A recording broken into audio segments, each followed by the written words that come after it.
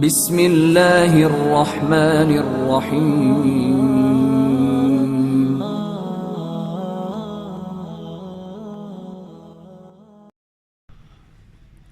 الحمدللہ والصلاۃ والسلام علی رسولہ الکریم۔ جمعے کے بارے میں نبی کریم صلی اللہ علیہ وسلم نے فرمایا، جو جمعے والے دن غسل کرتا ہے، صاف ستھرے کپڑے پہنتا ہے، خوشبو لگاتا ہے اور جلدی مسجد میں پہنچ جاتا ہے خطبہ سننے کے لیے، اس کے سارے گناہ معاف ہو جاتے ہیں، ایک جمعے سے لے کے دوسرے جمعے تک۔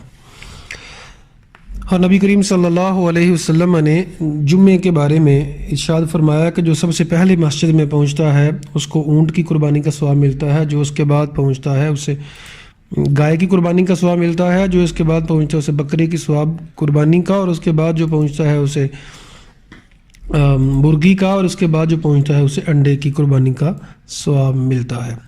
اور نبی کریم صلی اللہ علیہ وسلم نے فرمایا جمعے والے دن کے حوالے سے خصوصی طور پہ کہ جب جمعے والا دن ہوتا ہے ہر مسجد کے دروازے کے اوپر فرشتے رجسٹر لے کے بیٹھے ہوتے ہیں، تو جو لوگ آتے جاتے ہیں فرشتے ان کا اسپیشل لسٹ میں نام لکھتے جاتے ہیں۔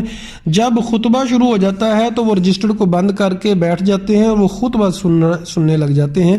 عزیز سامعین، ہمارے ہاں رواج یہ ہے جب خطبہ ختم ہونے کو ہوتا ہے تو پھر لوگ پہنچتے ہیں، تو اس جمعے کا جو اسپیشل ثواب ہے، جو اسپیشل انعام ہے، ان لوگوں کو نہیں مل پاتا۔ یہ چیز جو ہے وہ ذہن نشین رکھنی چاہیے کہ یہودیوں کو ہفتے والے دن شکار کرنے کے اوپر پابندی لگائی گئی تھی اور پورا دن انہوں نے شکار نہیں کرنا تھا۔ ہمارے لیے جمعے والے دن صرف خطبے کے وقت جو ہے جمعہ پڑھنا ضروری ہے، لیکن ہم لوگ اپنی دکانداریاں اپنے بزنس کے معاملات نہیں چھوڑتے۔ تو یہودیوں کو اللہ تعالیٰ نے بندر اور خنزیر بنا دیا تھا، جب ہم اللہ تعالیٰ کی بات نہیں مانیں گے تو کیا ہوگا؟ جمعۃ المبارک بیسیکلی یہ ہوتا ہے کہ دین کو سیکھا جائے، دین کو سمجھا جائے۔ تو جمعے والے دن ہفتے میں 1 گھنٹہ کم از کم لازمی نکالنا چاہیے جس میں انسان خطبہ سنے، جمعہ پڑھے جا کے نصیحت حاصل کرے۔